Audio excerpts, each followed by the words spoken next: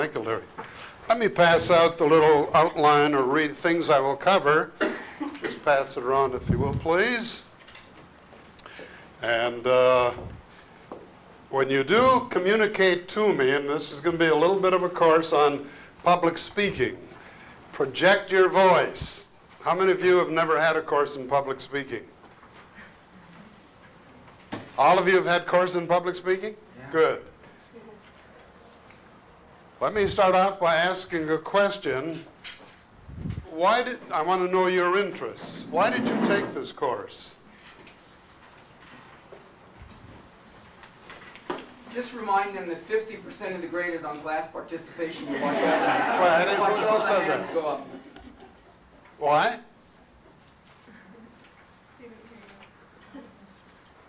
Attaboy, Scott. Class, but actually I think it's really interesting class. You're interested in, notice how many different teachers are going to teach. Never realized there were so many aspects of communication. Any other? One of my professors described it last semester. I found it interesting, and as he said, I needed another class. I see. Good. And this is something new, by the way, what Larry has constructed.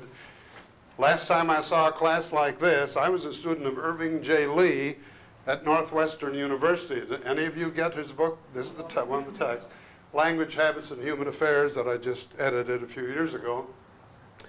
And in an advanced class in general semantics, he invited Wendell Johnson, the author of People in Quandaries. I'll put that book on the board. It's an excellent book for you to look into.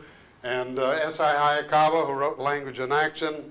Russell Myers, who is a neurologist who wrote on general semantics. Anatole Rappaport, who is perhaps our greatest brain, genius, mathematician, biologist. So general semantics deals with a lot of different areas. And we're concerned with language and communication. And this is, of course, the kind of course that Larry constructed. As you will see, there's an awful lot to it. Any other answers of why you took the course?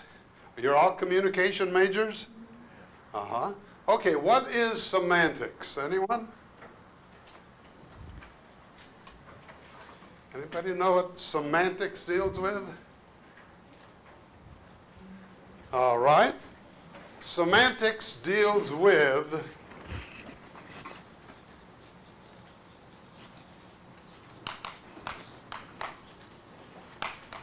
the meaning of words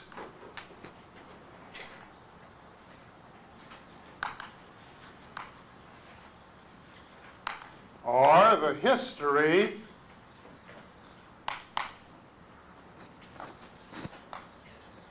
of meaning changes. And there are many different schools of semantics. Lady Welby, around the turn of the century, was one of the innovators. Charles Morris and his semiotics. Wittgenstein was a very famous philosopher who wrote on language and meaning. He was a genius, but he was also a schizophrenic. He either tried to commit suicide many times or he succeeded. But he worked with Bertrand Russell. He was a student of Bertrand Russell, another name in semantics.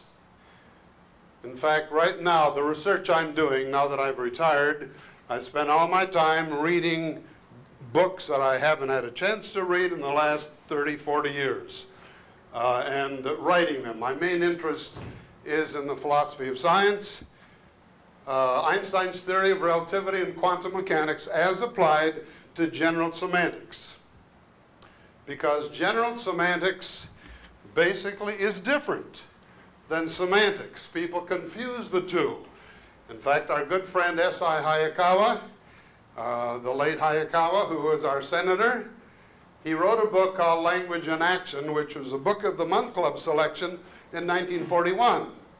And he was my first professor after getting my master's degree from Teachers College, Columbia University. After getting it, I saw that he was going to offer a course in semantics, which is different than general semantics. And after taking it, I don't know where I got the $9. I was broke through my bachelor's, master's, and PhD. But I bought Science and Sanity, which is the Bible of general semantics. This is called the Blue Peril. And for 40 years I've said somebody should rewrite Science and Sanity.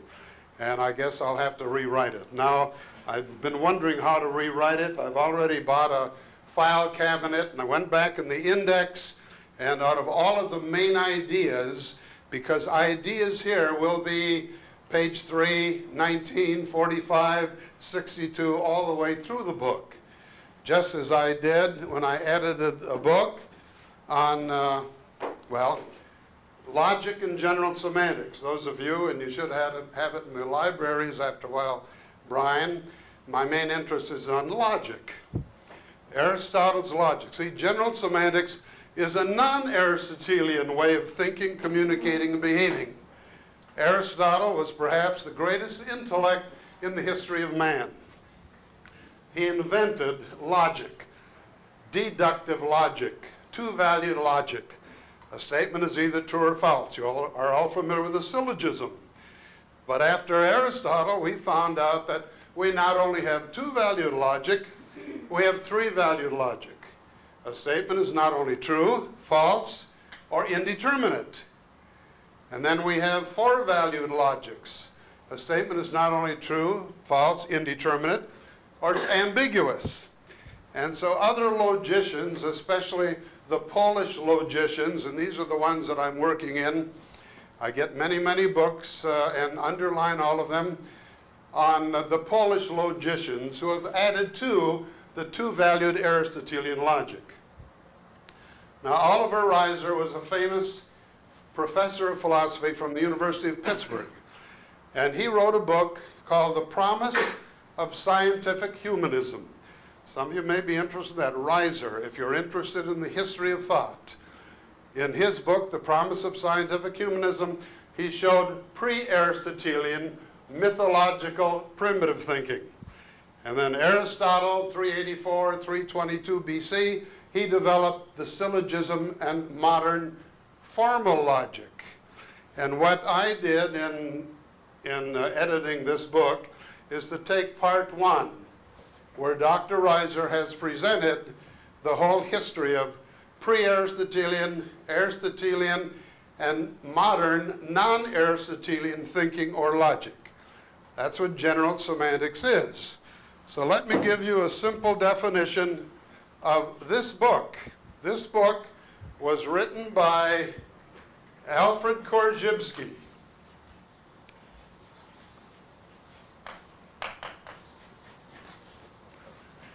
And it is called Science and Sanity. The scientific method as the sane way of behaving. And I don't have to tell you how much ignorance and stupidity, misevaluations, insane behavior we have in the world. I'm going to have you to keep a little semantic or communication diary, because I want you not only to learn something in class, but to get it into your nervous system. In fact, we're trying to, what I hope we can bring here is there's a young professor who has training sessions in general semantics.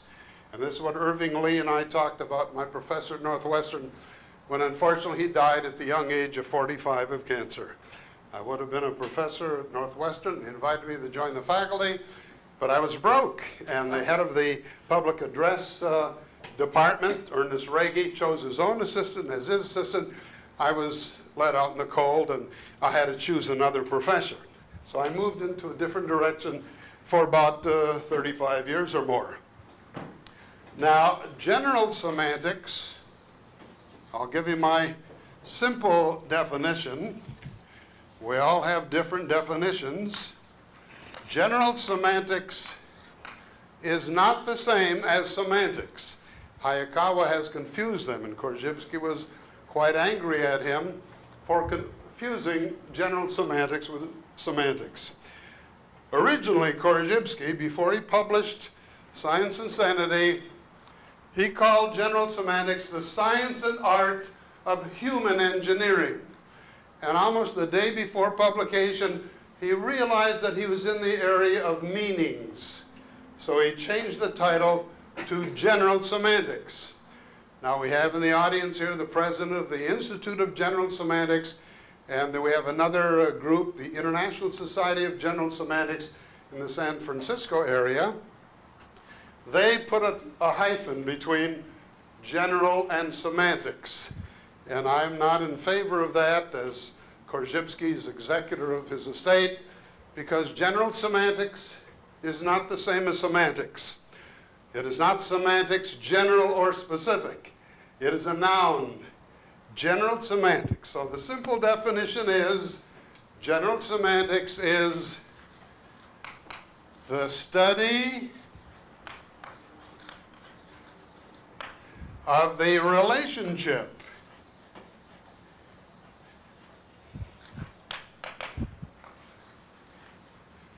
between language, thought,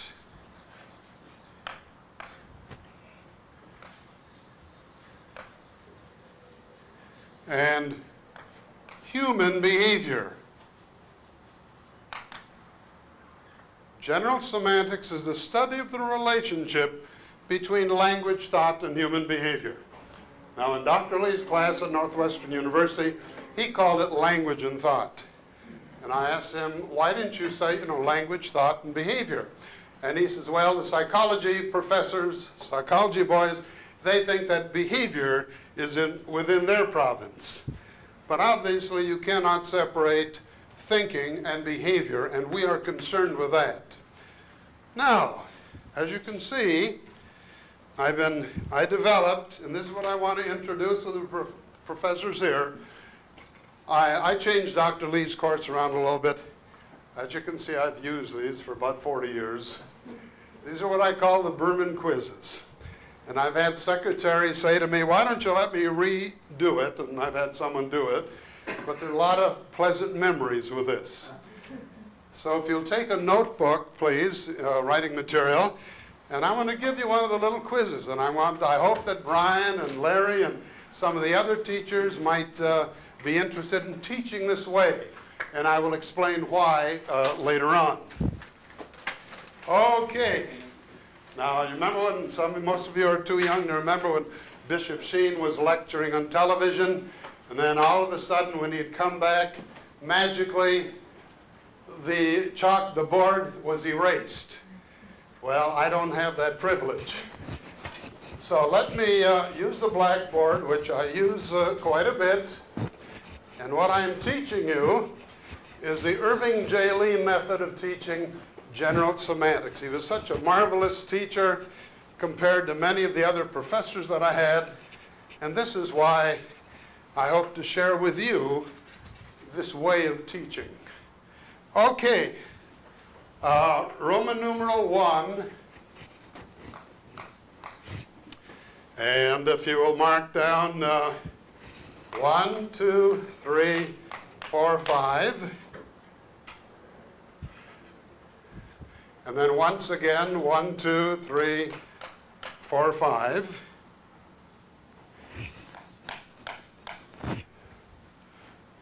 Roman numeral 2. 1, 2, 3, 4, 5, 6. And then Roman numeral 3.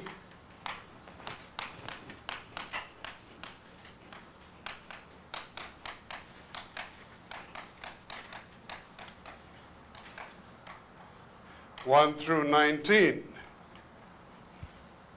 And let's see what we can learn from this. All right. If you'll answer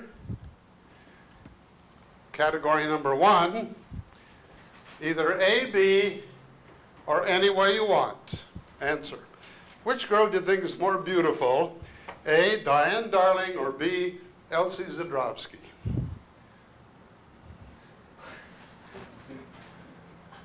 Number 2A, Bessie Hackcraft, or B, Louise Love. Number 3A, Lisa Hoy, or B, Joy Lamar.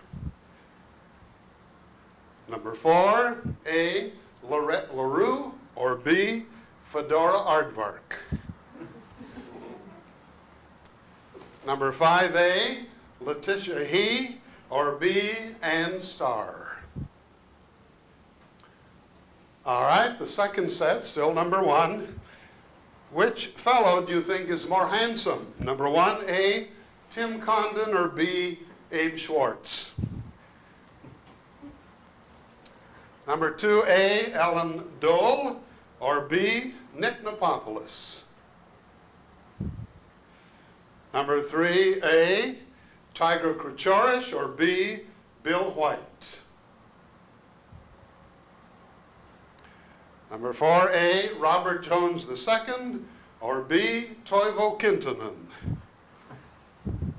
I had to get that one in. I'm from Minnesota.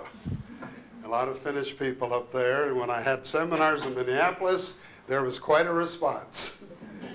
Okay, number 5A, Clark Blake, or B, Anton Giuseppe? All right, now, number 2. I'm going to read a story to you, and in terms of the facts of the story, answer either true, false, or don't know. All right, here's the story. Jim Jones was standing on the corner waiting for a bus. The corner was dark and lonely. Jim knew that many robbers were around that neighborhood because he was familiar with it. While he was waiting for the bus, a man sneaked up behind him and hit him on the back. Jim whirled around quickly and caught the man with a hard right squarely on the jaw. All right, answer the following questions either true, false, or don't know. Number 1, the bus Jim was waiting for was late.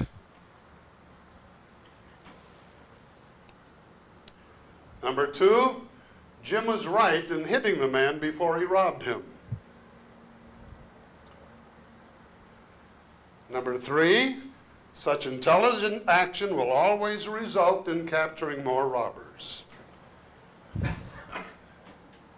Number 4, this robber should have hit Jim Jones harder before he had a chance to turn around. Number 5, the robber landed on the sidewalk and did not succeed in his attempt. And number 6, Jim should not have struck the man. Okay, and now number 3, 1 through 19, and each one of these you see will deal with a different communication principle, general semantics that I will get into. Okay, answer either yes or no, and I'm going to go quite quickly as we ordinarily do in communication. Answer either yes or no. Do you know what or whom I mean when I say, number 1, President Roosevelt? Number 2, President Truman. Number 3, third strike. Number 4, time. Number 5, Harper's Magazine. Number 6, life. Number 7, star. Number 8, face. Number 9, glass. Number 10, Ford. Number 11, Lincoln. Number 12, Washington. Number 13, Elliott Roosevelt. Number 14, Franklin Roosevelt. Number 16, Jack Benny. You can see how old this quiz is. Number 17, Lucky Strike. Number 18, cigarette. Number 19, camel. Okay. Now, let's go over some of these. Number 1, how many of you answered A for number 1? All right, and how many of you answered B? Okay, number 1 is Diane Darling. Who had A? All right, why did you have Diane Darling? Sounded nice enough, my name. Sounded like your name? Oh, that's better yet. And why did you have yes? Sounds prettier, eh? Okay, any other answers for A? Pretty much summarized, yeah. Only a pretty girl would dare have a name like that. Okay. Who had B and why? Yeah, why? Because names aren't everything. Therefore you had B. Well, because I don't think that it's something her parents gave Wilson, Diane Darling. It's something her parents gave her. It's not necessarily indicative of whether she's pretty or not. Okay. Anybody else have B? Only one? Why did you have B? I knew somebody named Elsie that I liked a lot. You knew somebody like that? I knew someone named Elsie that I liked a lot. Not too pretty? She was actually. Anybody else have another answer? No? Okay, number 2, A. Bessie Hackcraft. Who had A for Bessie Hackcraft? Nobody? You didn't? You picked them random? No logic to? Because usually people who say B for number 1, Elsie Zadrowski, they like Bessie Hackcraft over Louise Love. I'm just saying that your name doesn't necessarily mean, well, it Right. doesn't necessarily get your parents. Okay. So it could have been either one. Then how come you didn't answer neither one, A, B? Anybody have nothing? I said answer either A, B, or any way you want, right? And what should the answer be? Do you know how beautiful or handsome a person is by looking at their name or hearing their name? Yes, you did. You answered, didn't you? Right? So what should the answer have been for all of these? Don't know. Yeah. This is general semantics. We'll get into the first principle. You can find beauty in the name, can't you? What was that? You can find beauty in the name. You can find beauty in the name? Yeah. So Yes, you can. That's what she was just doing. What is this called? You can project anything into a name. Precisely. the name itself is beautiful and more beautiful, not necessarily what the person looks like. Precisely. To some people. But to other people, that same name may not be so beautiful. How many of you are taught in high school that words have meaning? Is that what you're taught here at San Diego State? That's why we have misunderstandings. That'll be the last principle I will get to. Are meanings in words? Look at all the different meanings you had. Are they? Is that what you were taught? Okay. I don't ask you to agree with me. But as we will say, keep an open mind. This is one of the important principles that I'll be teaching, and this is why this particular course at the University of Chicago, the Management Development Seminar, was so important to top executives in business and industry. In fact, the course, when I first took it over, it was an elective. And then they said they felt all the executives should get it, because there are a lot of semantic misunderstandings in business and industry. And I hope that those of you who are majoring in communication, and I will share with you later on this way of teaching. When I had my company in Chicago, before coming to San Diego, I was not only teaching, but I was a management and communication consultant. And you can make an awful lot of money, and I know people aren't interested in making money, especially in a college or a university, but it's a need that business and industry has. Because what's the biggest problem in business and industry, and in life basically just about? Communication. And they need communication consultants. And I hope that some of you may think in terms of this direction. And I'm very happy to share my technique with you. This is why I set up the chair. This is why I hope that some of you might be interested in general semantics, because people need it. Why do they need it? Because most of us as Korzybski said in Science and Sanity, we're not very sane. That's why he called it Science and Sanity. We have misevaluations. For example, what is this? Anyone? Chalk. All right.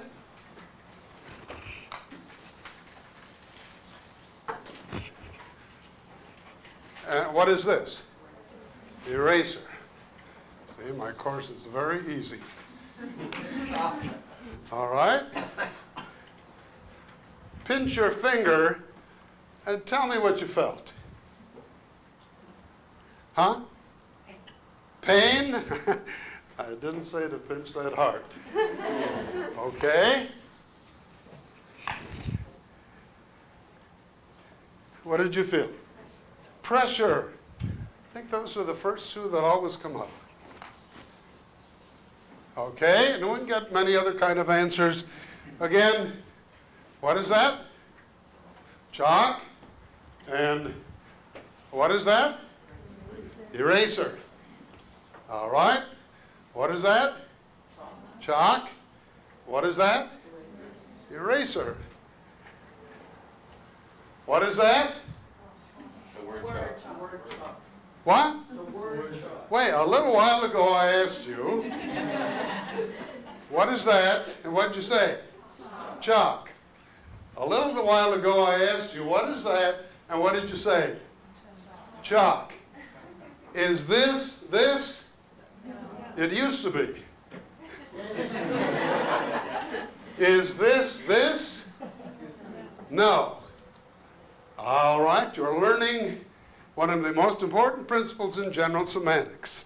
In fact, Alfred Korzybski said that we are living in two different worlds, two different ways of responding to people, situations, and things.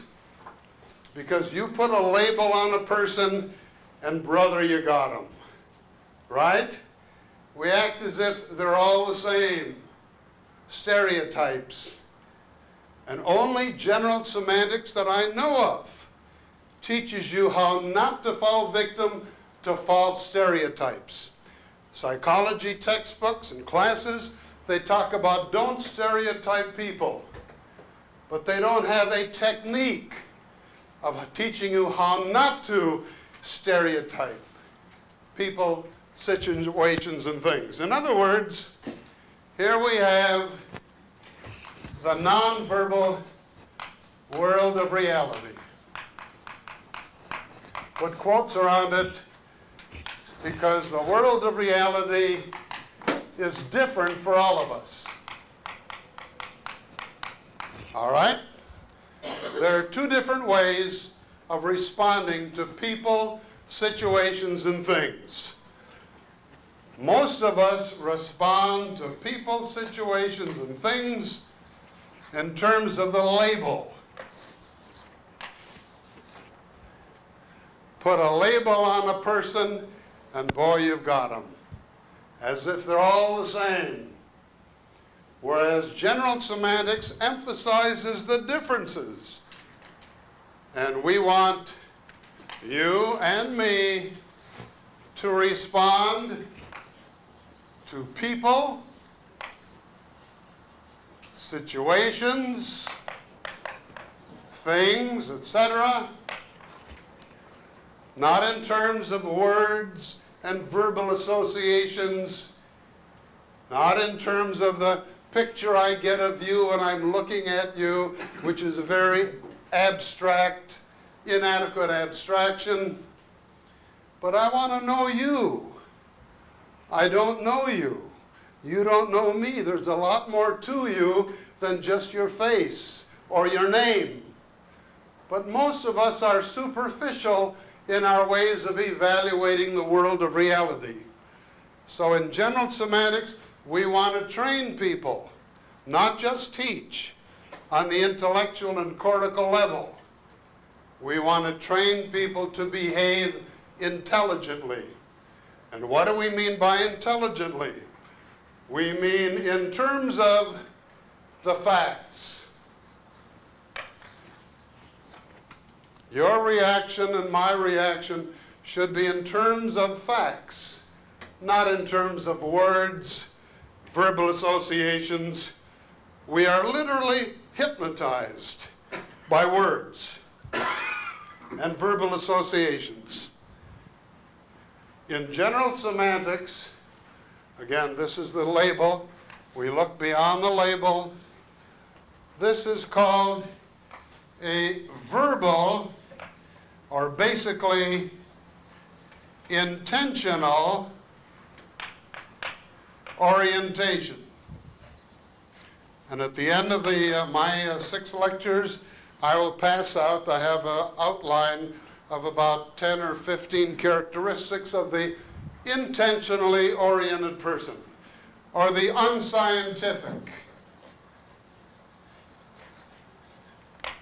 unscientific behavior. And I can only hint at many of them. This is not a full semester course, but I'll try to get to as many as I can. And the opposite of the verbal orientation, or the intentional orientation, is the extensional orientation. The extensional orientation, or the factual orientation. And only Korzybski emphasized the difference between a verbal orientation and an extensional or factual one. And I think that all of you will agree we are pretty much verbally oriented in our world. Am I right? Think about that. Only the scientist gets down to the nonverbal orientation. He sees, he looks, he pauses, delays, analyzes the structure of the world of reality. In other words, what I'm saying here, and this is a very, very important principle, is the word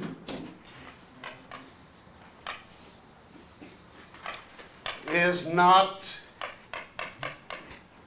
the thing. The word is not the thing. And the reason we are so verbally oriented is because we pay millions of dollars to very bright advertising agencies to condition us automatically to respond to words as if they were the thing, to respond to the label when we don't even know what's inside the product. So we are trained to have an intentional or verbal orientation. And I will give you several different principles to teach you how to be scientific. The extensional orientation is the scientific method, as I will teach you and give you handout near the end of the course. Now, the word is not the thing. Here's some examples to emphasize this important principle. The late W.C. Handy, father of the blues, enjoyed telling this story. For a recital at the Alabama Agricultural and Mechanical College, I dug up an old piece of music called My Ragtime Baby. I knew it wasn't dignified enough, so I put it down the program as Greetings to Toussaint L'Ouverture, and I played it. Under that title, even the president and the dean thought it was great music, and I never did tell them different. A college science professor put in a request for a washroom mirror in his department. His request was denied on the grounds that a mirror was classified as a non-scientific item. The undaunted professor then put in a new request. This time his mirror was provided promptly. The only change in his requisition was the use of a more technical terminology. He asked for one human reflector. In Atlanta, city aldermen voted down a bill to allow licensed gigolo services to operate in Atlanta, but the bill passed easily when the word gigolo was changed to escort.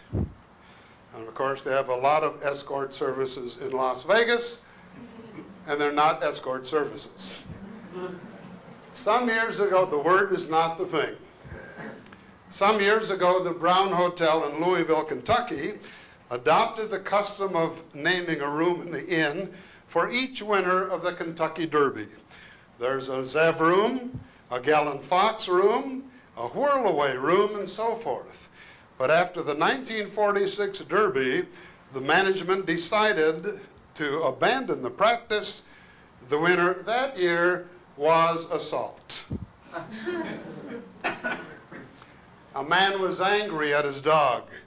His first impulse was to kill the dog, but he decided against it. He said it was wrong to kill a dog. All I'm going to do, he said, is to give him a bad name. So he called his dog a mad dog. Then someone else came and killed the dog.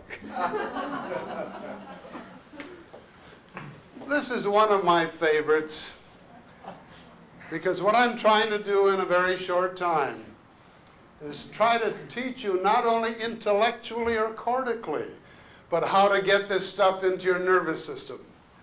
That's why I created the little quizzes, because we've had especially philosophy professors who criticize science and sanity say, yeah, that's old stuff. We don't behave that way. Well, to quote Dr. Hayakawa in his book, Symbol, Status, and Personality, students of general semantics are often derided for the emphasis they place on the rule that the word is not the thing. Everyone, their critics say scornfully, knows that. One can only reply, the hell they do. Of course, everyone says he knows the difference between words and things. But instead of listening to what people say, let us notice how they act. And so we have found in life, especially here, awful lot of people respond to people, situations, and things in terms of words. Have you ever had this kind of training before, or teaching? I know very few. And yet it is fundamental to know the difference between a verbal way of thinking, communicating, and behaving, and a factual. Learning something intellectually and getting it into your nervous system. And this example here beautifully illustrates the difference. The difference between the verbal and nonverbal world was impellingly illustrated by the late Eddie Rickenbacker, then president of Eastern Airlines. He had over 160 of his employees in Miami Beach for a convention, and their luggage had been delayed. Their luggage was in Albany, Boston, Charlotte, North Carolina, all over the East Coast. They complained to the airline authorities, people at the airport, and were forced to pick up toothpaste, toothbrush, clothes, etc., and the other necessities to attend the convention. At the opening meeting, Rickenbacker looked over the rostrum and said, "See what I mean? I've been yelling at you, I've been sending you messages every week, a bulletin saying, don't lose their luggage. If you lose it, we lose them." Apparently this didn't make any difference. Now, how the hell do you like it? How do you like it? He had deliberately delayed their luggage. Word is not the nonverbal feeling. An employee of Eastern Airlines had said up to this time, when somebody would lose a piece of luggage, they would walk up to me in the airport and say, "I lost my luggage." I felt like saying, well, don't bother me with this foolishness. Now when it happens, it is something different. Now it is under my skin. I know how it feels when it is under my skin. There is a real difference. And so in general semantics we say, how can we get this under our skins? How can we behave this way? How can we stop jumping to conclusions before we do so? How can we stop having a closed mind before we do so? These are the title of my books. How can we stop having misunderstandings before we do so. We have not been trained in this particular way of thinking, communicating, and behaving. Now, what I've been talking about are called misevaluations. Now, there's another kind of a misevaluation. The one there I was talking about, the word is not the thing.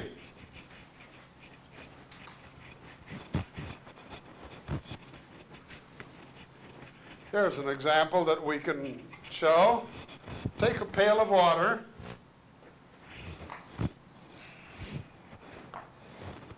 Put a glass partition in between the pail of water.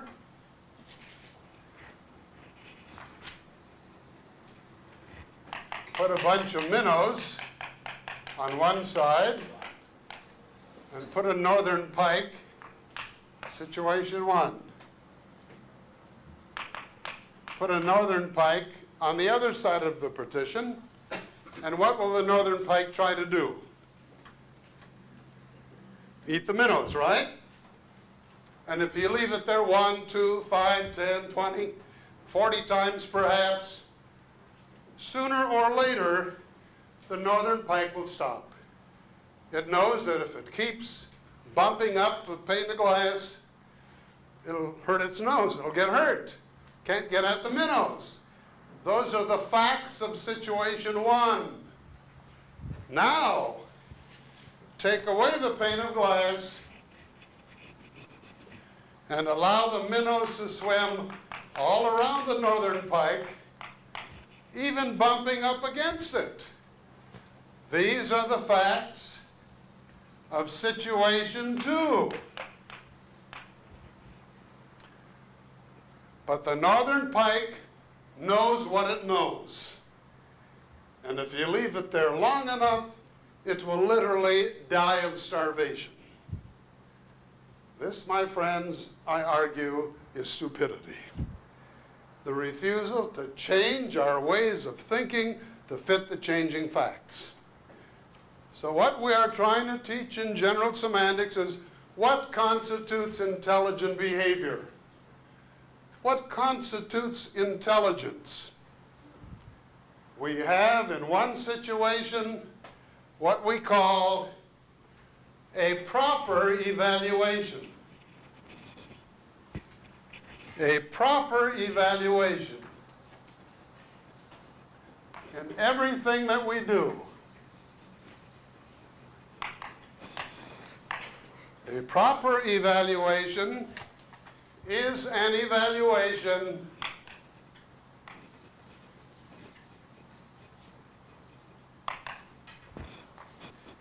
that is intelligent. I use the same word again. It's proper in terms of the facts, fitting,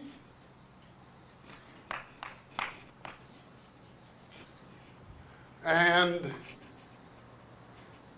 leads to, well, proper behavior, good results, any words you want to put there, but it's basically an intelligent way to respond. My two favorite words in both of my professions have always been ignorance and stupidity. This is why I went into the other occupation that I do. Because as I found many, many years ago, at the University of Minnesota, we had a course in parapsychology. Dr. William Heron put on a demonstration of hypnosis. I didn't believe in hypnosis. I was an undergraduate. I'd never seen it before. I said to myself, what is this academic professor doing this carnival stuff for? I didn't believe in it. Then after seeing Dr. Heron's demonstration with fellow classmates, I believed in it. Noah, Dr. Heron, notice what he did. He got off the verbal level. He got down to the nonverbal, experiential, factual level. And it's a good thing that the authorities at the University of Minnesota were open-minded. They allowed him to do that year after year after year. While I was teaching public speaking at the Illinois Institute of Technology, I had a speech student who was a very terrific stutterer.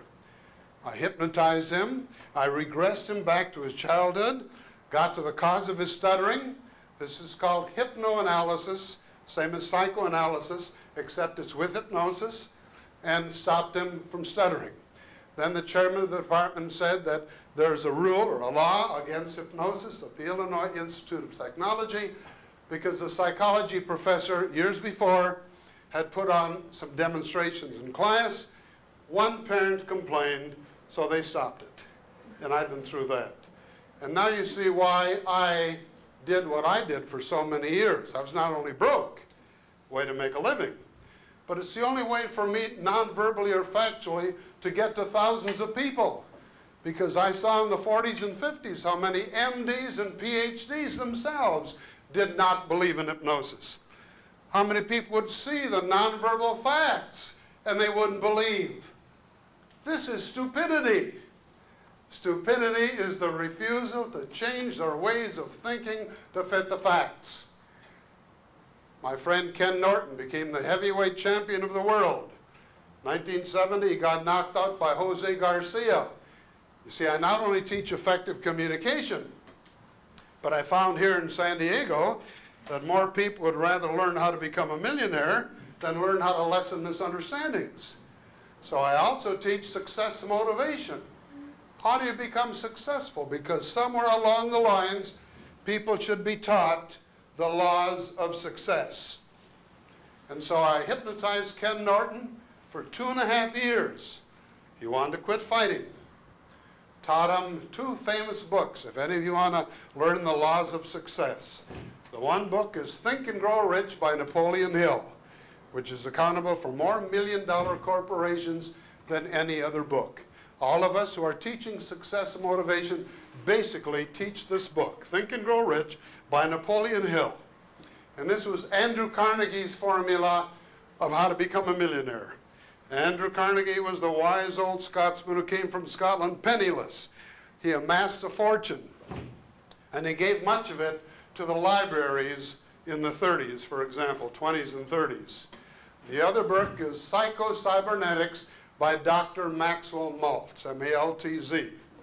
I outlined both of those books, and I've written and recorded 140 educational and success motivation cassettes, because we are not taught in high school or college how to become successful. And somewhere along the line, people should be taught. And the good thing, and this is why I'm offering these chairs at universities, one of the answers of becoming a millionaire or becoming successful is to get specialized knowledge. Knowledge is power.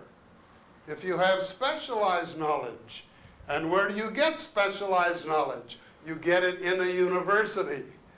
And I have found that to be a tremendous difference between a college-educated person and a person who hasn't even graduated from high school. And I will tell you that you should not only get your bachelor's degree, but it's going to pay off if you go on to get a master's degree, another year. And then, you probably, if you're broke like I was, I used to do bookkeeping for $1 an hour with all the down and outers in Chicago. And before that, I was a radio and sports announcer, and then I was a singing disc jockey after having a master's degree from Teachers College, Columbia. And during the day in northern Minnesota, my hometown, iron ore mines, I worked in the mine as a clerk. I had a master's degree. And the guy who hired me said, with your academic background, why do you want a clerk's job? And I told him the truth. I'm broke, I want to save money, so I can go back and work at my PhD. I had a teaching assistantship, so I became a singing disc jockey at night. And then I took the records that I used to sing over, just kid around with people on the phone, you know, and became a singing bartender in Chicago, the toughest part of Chicago. Never learned how to mix drinks, but I had a place behind the tavern, and I got free hamburgers. And I didn't have enough money to go from Evanston, from Chicago, back up to Evanston for a final exam. And then I had a trio in Chicago with a buddy singing. Many of you have natural, how many of you have natural harmony? How many of you can harmonize? Not too many? See, there aren't too many. And so you have that talent. When I was in high school and college, had trios, quartets. So I had a trio in Chicago, the Dean Leslie Trio. And then when I became a nightclub hypnotist, I had no financial problems whatsoever. But it was not only to earn a living. See, I just didn't want to be a speech teacher in a junior college in Minnesota where it's 40 degrees below zero. If I knew about San Diego State then, and the beautiful weather, that's something else again. But it's ended up real good anyway. So I was completely broke, you see. And so what I'm saying is that it takes another 3-4 years after getting a master's degree or whatever to get your Doctor of Philosophy degree. And don't think that you can't get it. The ones getting advanced degrees are not necessarily smarter than other people. They've got one of the principles that you'll find in Think and Grow Rich. Determination. They keep plugging. They keep going.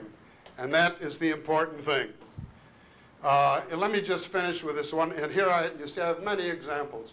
What I'd like to have you do now, write down, is to start out with having a communication diary, semantic or communication diary.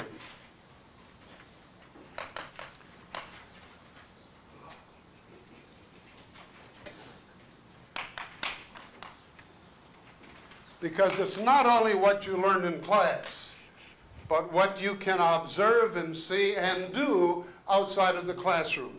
Start looking for examples of misevaluations. Start looking for people who have fights, arguments, disagreements, killings. We will define these in the course. Why they look at dad jailed and boy's death, he hangs himself. You talk about different kinds of misevaluations. Suicide blamed on frustration. There's something wrong with this way of thinking. Mrs. Marion Harry, 60, drowned herself because she couldn't squeeze her entire application number on her old age pension form, a coroner's jury decided. This is a way of thinking. Well, let me just conclude with this one example here relative to changing our ways of thinking to fit the facts. So start reading the newspaper differently. Look for examples of misunderstandings, verbal confusion in yourself, in others, etc. And let me just finish with this one example here to show you another kind of a misevaluation.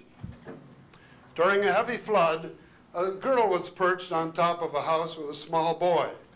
As they watched articles float along, they noticed a derby hat on the water. Presently, the hat turned and came back, then turned again and went downstream. After it went away, it turned and came back again. The little girl said, "You see that derby? First it goes downstream, then it turns and comes back." The boy replied, "Oh, that's Father. He said, come hell or high water, I'm going to cut the grass today." Well, there's something wrong with that way of thinking, communicating, behaving, if it's not scientific. And let me just end, and I'll see you on Wednesday, and let me just say, don't forget, the trouble with Adam and Eve was not a red apple, but a green pear. Thank you.